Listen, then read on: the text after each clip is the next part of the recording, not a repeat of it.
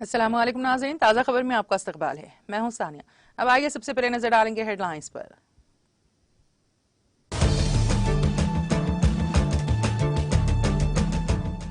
पाकिस्तान कौमी असम्बली का इजलास जारी। सुप्रीम कोर्ट की हिदायत के मुताबिक इमरान खान के खिलाफ तहरीक अदम एतमाद पर वोटिंग।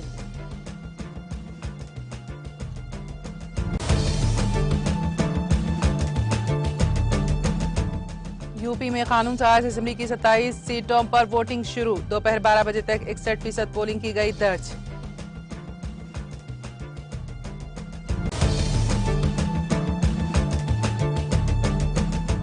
गोवा काबीना में तोसी, मजीद 3 वुज़रा को किया गया शामिल। गवर्नर PS श्रीधरन पल्लई ने राजभवन में वुज़रा को ओहदा और राजदारी का दिलाया हलफ।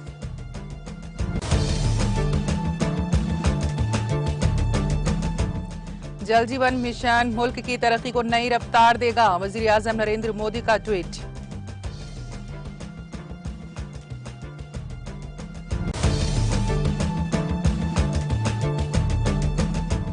मुल्क भर में कोविड वैक्सीनेशन का सिलसिला जारी। कोविड टीकाकारी मुहिम के तहत 125.55 करोड़ टीके लगे।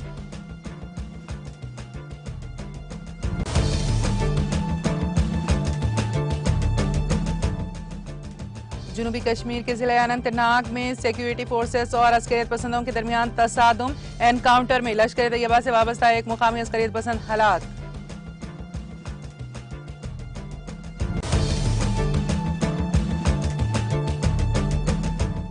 हिंदी को मुसल्लत करना और अंग्रेजी की तौहीन करना मुल्क के नौजवान के लिए जरर रसा। मरकजी वजीर दाखिला अमित शाह के रिमार्क्स पर रियासती वजीर KTR का रद्द अमल।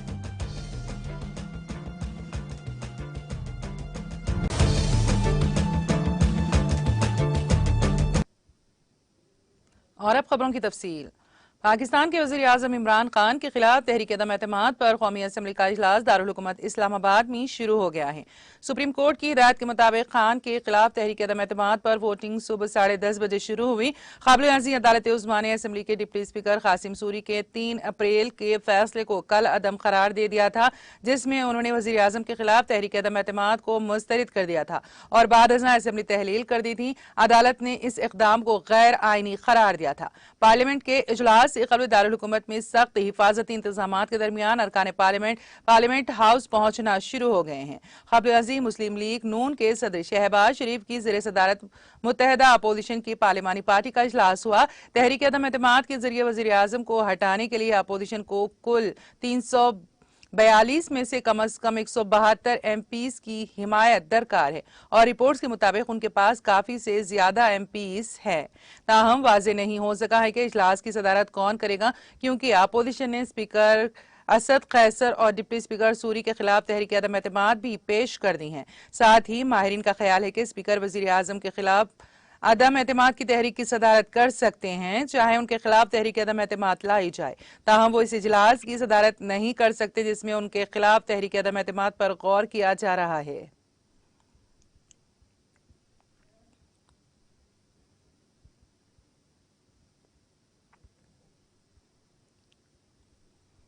श्रीलंका में माशी बहरान के दरमियान नेशनल पीपल्स पावर NPP के रुकन पार्लियामेंट विजिता हैरात ने कहा है कि अगर सदर गोटाबाया राजपक्से खुद इस्तीफा नहीं देते और उनके खिलाफ अदम एतमाद की तहरीक लाई जाती है तो उन पर मवाख़िज़ा की कार्रवाई चलाई जानी चाहिए। खलीज टाइम्स ने हफ्ते को ये रिपोर्ट दी है। हेरात ने कहा है कि अवाम के सामने आने वाले मुआशी चैलेंजों से निमटने के लिए पार्लियामेंट को पहले सियासी बहरान का हल तलाश करना चाहिए। उन्होंने जोर देकर कहा कि वो और उनकी पार्टी राजपक्से के खिलाफ मवाख़िज़े और अदम एतमाद की तहरीक दोनों को आगे बढ़ाने के लिए तैयार है और लोगों से सदर पर इस्तीफा देने के लिए दबाव बनाने की अपील करते हैं। उन्होंने इस पर बात करते हुए जोर दिया है कि यह वक्त मुल्क में मौजूद बहरान को हल करने के लिए एक नए रहनुमा की जिम्मेदारी संभालने का है।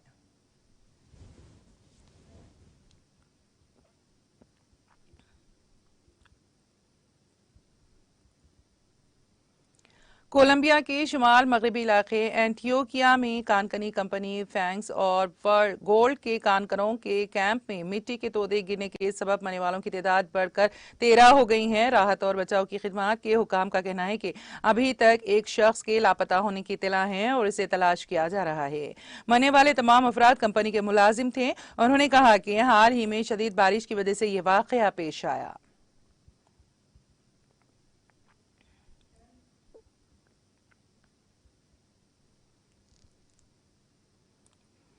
उत्तर प्रदेश कानून साज असेंबली ऐवान बाला की कानून साज कौंसिल की 35 मुकामी अथॉरिटी इलाकों की 36 नशिस्तों के लिए होने वाले इंतखाबात में आज 27 नशिस्तों पर वोटिंग शुरू हो गई।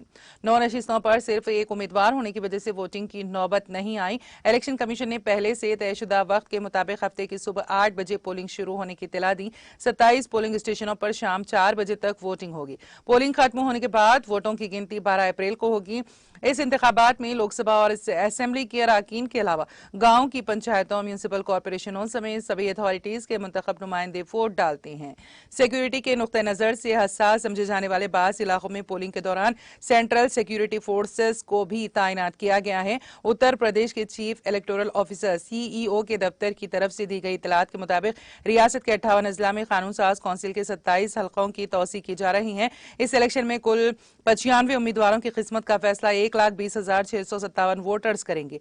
पोलिंग वाले 58 अजला में 27 हल्कों के लिए कुल 739 पोलिंग स्टेशन कायम किए गए हैं। CEO के दफ्तर ने वाजे किया है कि जिन 9 सीटों पर वोटिंग नहीं हुई है वहां सिर्फ एक उम्मीदवार मैदान में है। उन तमाम सीटों पर सिर्फ भारतीय जनता पार्टी BJP के उम्मीदवार की नामजदगी की वजह से इनका बिला मुकाबला मुंतखब होना यकीनी है। कमीशन की जानिब से उनके इंतखाब के ऐलान की सिर्फ रस्मी कार्रवाई बाकी है। उत्तर प्रदेश में कानून साज कौंसिल की 35 मुकामी अथॉरिटीज इलाकों की 36 में से 27 सीटों पर वोटिंग के पहले 4 घंटों में 60.92% वोटरों ने अपने हक राय दही का इस्तेमाल किया।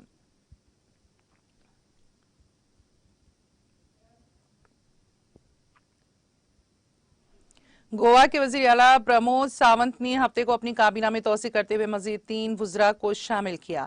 नए वुजरों के तौर पर हलफ लेने वालों में भारतीय जनता पार्टी BJP के सुभाष देसाई और नीलकांत हॉलरनकर और महाराष्ट्रवादी गर्मांतक पार्टी MGP के सुधन धोलेकर शामिल हैं। गवर्नर BSP श्रीधरन पल्लई ने राजभवन में वुजरा को ओहदा और राजदारी का हलफ दिलाया। इस तोसी के साथ प्रमोद सावंत की क़यादत वाली काबीना में वुजरा की तादाद 11 हो गई हैं। गुज़िश्ता 28 मार्च को डॉक्टर सावंत के अलावा 8 वुजरा ने हलफ लिया था। 40 रुकनी असेंबली में BJP के 20 अरकान हैं, जबकि उसे 3 आजाद और 2 MGP MLA की हिमायत हासिल है।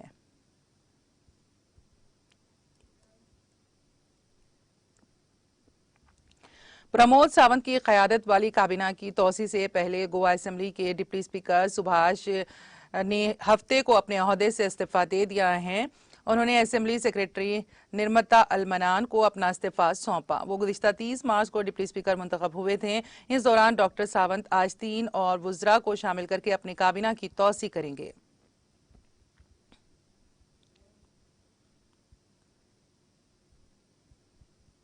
वजीर आजम नरेंद्र मोदी ने हफ्ते को कहा कि जल जीवन मिशन JJM के जरिए मुल्क की तरक्की को एक नई रफ्तार मिल रही है। अपने ट्वीट में मोदी ने कहा, जल जीवन मिशन आज मुल्क की तरक्की को नई रफ्तार दे रहा है।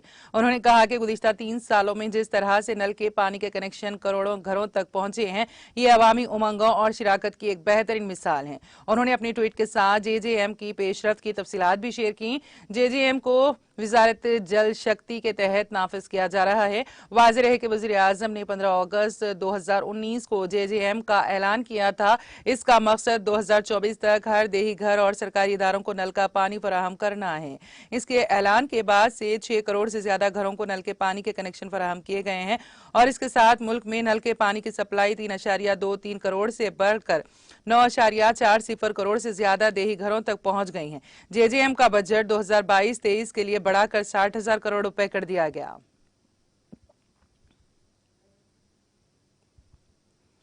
तमिलनाडु में कोडालूर जिले के पेरिया एरुसेम्पाइल में वाक़ एक मंदिर में जुमा की रात त्योहार के दौरान पटाखों में धमाका होने से 5 लोग झुलस गए। पुलिस ने हफ्ते को ये मालूमात दी हैं। उन्होंने बताया कि एंगला परमेश्वरी मंदिर में मुनक्कद त्योहार के लिए कल रात लोग जमा हुए थे। इसी दौरान आतिशबाजी शुरू हुई और अचानक एक रॉकेट पटाखों से भरी बोरी पर गिर गया, जिससे एक साथ धमाका हो गया।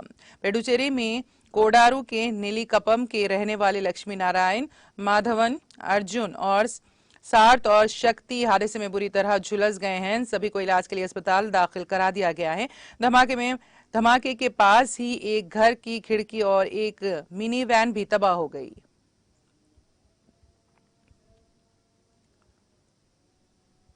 कौमी कोविड वैक्सीनेशन मुहिम के तहत मुल्क भर में 185.55 करोड़ से ज्यादा कोविड टीके लगाए गए हैं। सेहत और खानदानी बहबूद की मरकजी वजारत ने हफ्ते को बताया है कि आज सुबह 7 बजे तक 185 करोड़ 55 लाख 7,496 कोविड वैक्सीन लगाई जा चुकी हैं।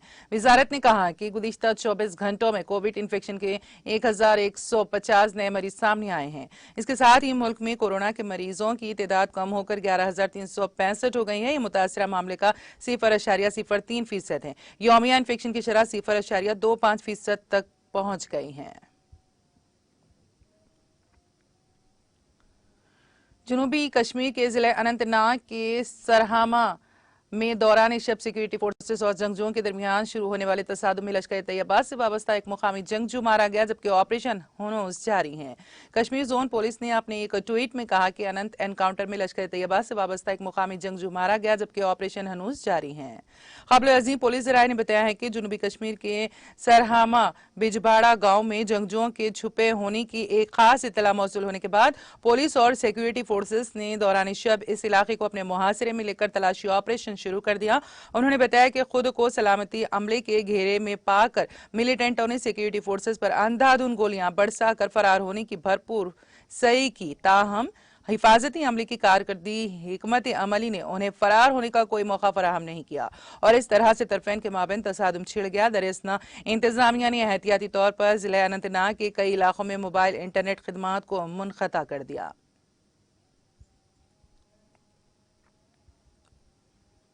महकमे मौसमियात की पेशगोई के ऐन मुताबिक वादी कश्मीर में मुख्तलिफ मकामात पर हल्की बूंदाबांदी हुई और मतला अबर आलूद रहा, जिससे लोगों को गर्मी से राहत नसीब हुई। महकमे मौसमियात के एक तर्जुमान की पेशगोई के मुताबिक वादी में अगले 24 घंटों के दौरान मतला अबर आलूद रहने के साथ साथ कहीं कहीं हल्की बारिशें मुतवक्के हैं। उन्होंने कहा कि बादशाह वादी में 20 अप्रैल तक अगरचे भारी बारिशों का कोई इम्कान नहीं है, ताहम 12 से 14 अप्रैल तक कहीं कहीं हल्की बारिशें हो सकती हैं।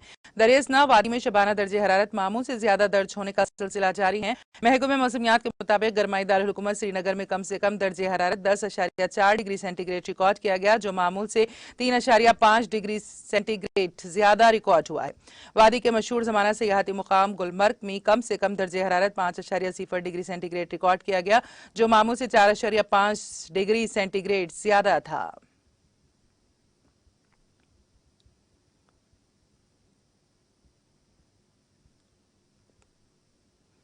तेलंगाना के वजीर इंफॉर्मेशन टेक्नोलॉजी के तारक रामाराव ने हिंदी के इस्तेमाल से मुतालिक मरकजी वजीर दाखिला अमित शाह के रिमार्क्स पर रद्द अमल जाहिर किया है।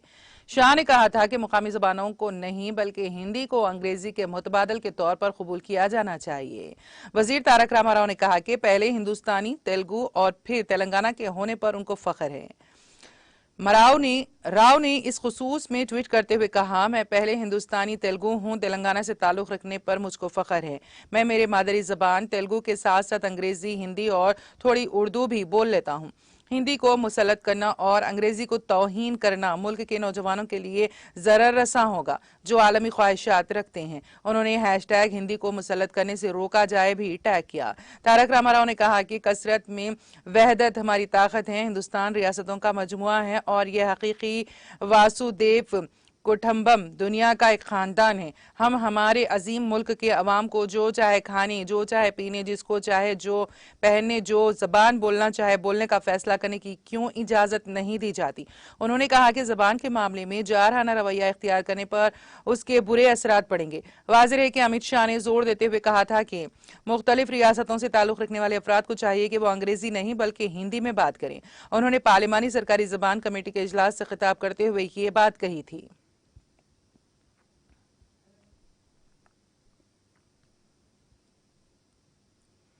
तेलंगाना के जिले नलगुंडा के मिरियालगुड़ा में बस उलट गई, जिसके नतीजे में 20 अफराद जख्मी हो गए। ये हादसा हफ्ते की सुबह पेश आया। पुलिस के मुताबिक प्राइवेट ट्रैवल्स की बस एपी के बापटला जा रही थी कि उसके ड्राइवरों ने उसका तवाजुन खो दिया, जिसके सबब ये बस उलट गई। समझा जाता है कि इस हादसे के वक्त बस में 27 अफराद सवार थे, जिनमें से 20 शदीद जख्मी हो गए। इन तमाम जख्मियों को इलाज के लिए सरकारी अस्पताल मुंतकिल कर दिया गया। पुलिस ने इस सिलसिले में एक मामला दर्ज करके जांच शुरू कर दी। बताया जाता है कि ड्राइवर की लापरवाही के नतीजे में यह हादसा पेश आया। आंध्र प्रदेश के जिले अंकापल्ली के नरसीपट्टनम में वाक़ एक सरकारी अस्पताल में डॉक्टर्स ने सेलफोन्स की रोशनी में खातून की जजगी की, क्योंकि बिजली कई घंटों तक गायब रही। ये वाक़या एनटीआर सरकारी अस्पताल में पेश आया। इस अस्पताल में तकरीबन 8 घंटे तक बिजली की सप्लाई नहीं रही। इस वाक़े का वीडियो सोशल मीडिया के मुख्तलिफ प्लेटफॉर्म्स पर तेजी के साथ वायरल हो गया, जिसमें दिखाया गया है कि एक खातून के हाथ में नौजायदा बच्चे के साथ साथ टॉर्च लाइट भी है।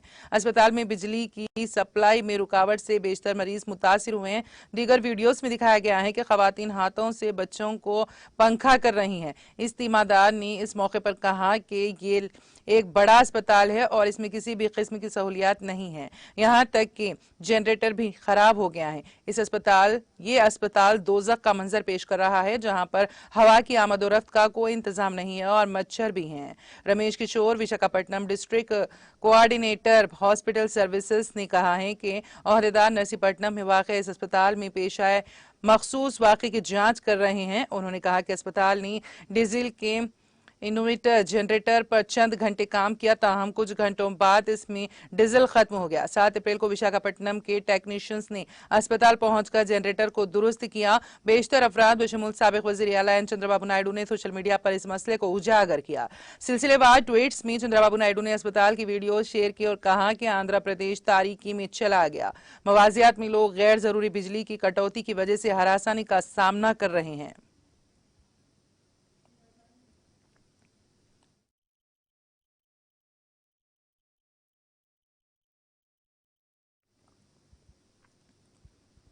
और अब आखिर में एक नजर हेडलाइंस पर।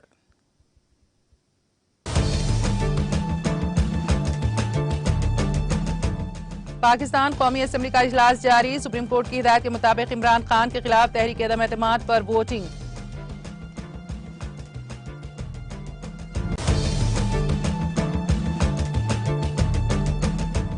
यूपी में कानून साज असेंबली की 27 सीटों पर वोटिंग शुरू। दोपहर 12 बजे तक 61% पोलिंग की गई दर्ज।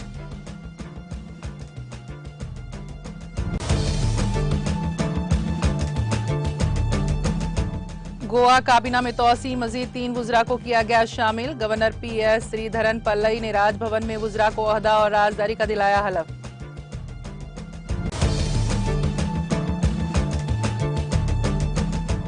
जल जीवन मिशन मुल्क की तरक्की को नई रफ्तार देगा, वजीर आजम नरेंद्र मोदी का ट्वीट।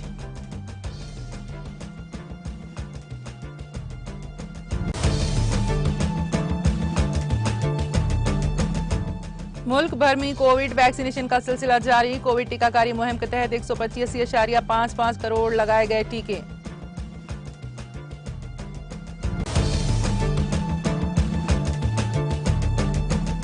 जनूबी कश्मीर के जिले अनंतनाग में सिक्योरिटी फोर्सेस और अस्करियत पसंदों के दरमियान तसादुम। एनकाउंटर में लश्कर तैयबा से वाबस्ता एक मुकामी अस्करियत पसंद हलाक।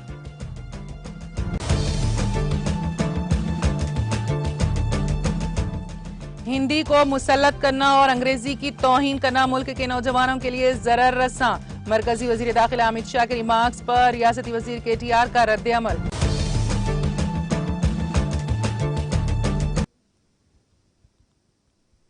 ताज़ा खबर में फिलहाल इतना ही। ताज़ा तरीन अपडेट्स के लिए देखते रहिए TTV। अब इजाजत दीजिए, खुदा हाफिज।